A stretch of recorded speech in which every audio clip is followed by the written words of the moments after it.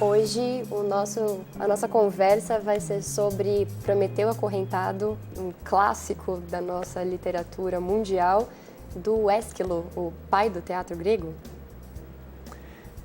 A ideia do Prometeu é, a partir de um mito, uma variação, uma versão do mito do deus, né? Na verdade do Titã, que traz o fogo, né, para os humanos e sopra a alma, né? Então a ideia de que o homem a partir daí tem a inteligência e a capacidade, o engenho, a capacidade com o fogo de criar coisas, de inventar coisas, né? E a alma, a ideia de que ele pode ter a vontade própria. E os deuses acham isso inadmissível, e aí os Zeus, né, o Júpiter vai mandar que o Vulcano prenda o Prometeu, e ele vai ficar, né, padecendo a eternidade toda, acorrentado numa rocha, né? Como um titã, enfim, ele é um gigante, né, o Prometeu. E é muito interessante a discussão dele, né?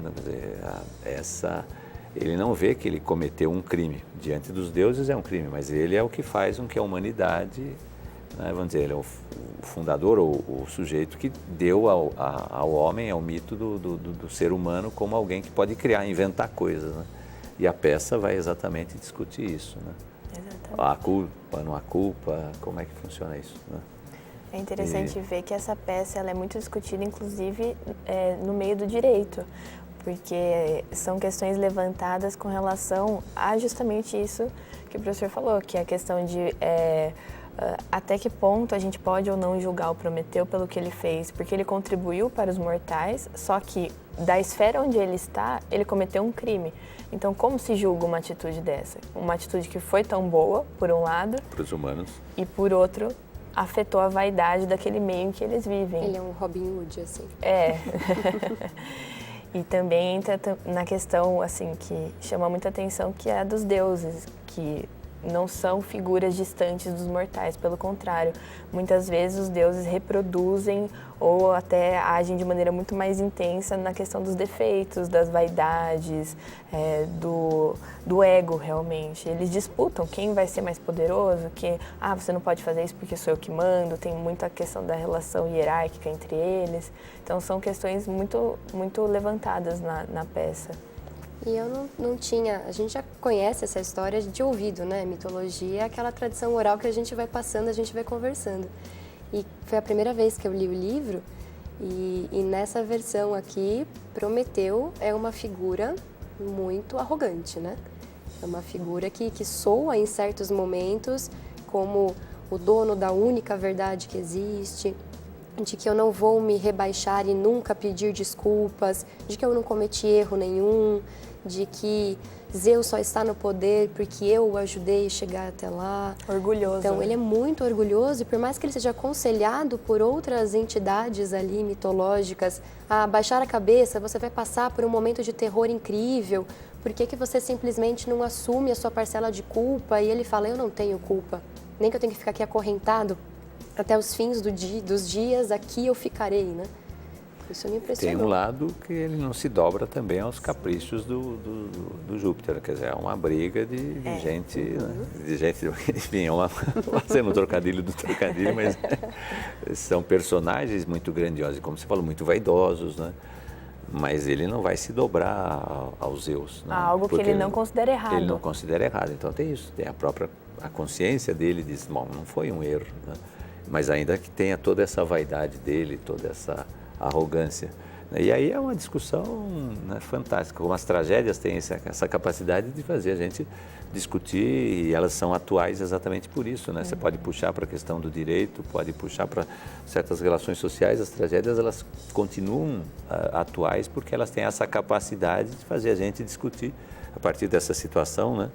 Situação limite do Prometeu, ou enfim, da Antígona, qualquer tragédia grega, de discutir situações contemporâneas. Né? Elas são atuais porque elas não estão restritas a uma perspectiva histórica, mas a um comportamento humano. Exato. Ao mesmo tempo que ele está preso, ele recebe uma visita que está aqui para exemplificar aquele ciúme desmedido, né?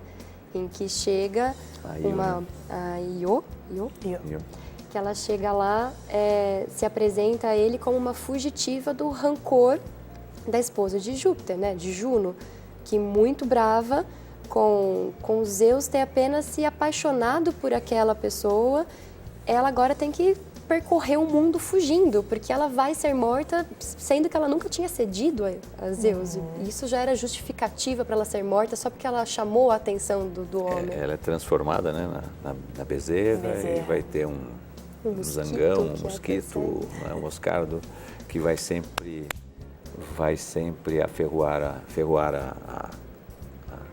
a Io, né? Então é muito interessante essa ideia do suplício também, que não tem fim, né? Os personagens têm toda essa densidade, Um desabafa, o outro vai lá e desabafa, e todos eles, assim, comprometidos com várias relações. E o que eu acho muito legal também, que foi um trecho que me chamou bastante atenção, é uma fala do Prometeu, em que ele diz que ele possibilitou as letras para os mortais. E isso acho que tem tudo muito a ver com a gente, né? No sentido de que... e ele relaciona isso também com o fato de que, justamente por ele possibilitar as letras, ele também possibilitou a memória. E é bacana, eu achei muito sutil essa relação, né, que o Ésquilo faz.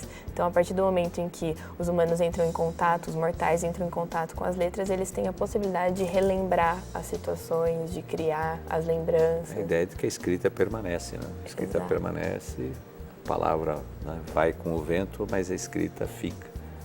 E o Prometeu, além do fogo, traz a escrita, traz essa possibilidade né, como se diz, de memória, mas de alguma forma eterniza o humano, né? Nós que somos efêmeros, passageiros, enfim, então, né, a vida é muito breve, mas a escrita vai eternizar, né, essa passagem por aqui. Participe também do nosso bate-papo literário. Na próxima semana, o livro será Claro Enigma, de Carlos Drummond de Andrade. Leia o livro e faça parte do nosso clube.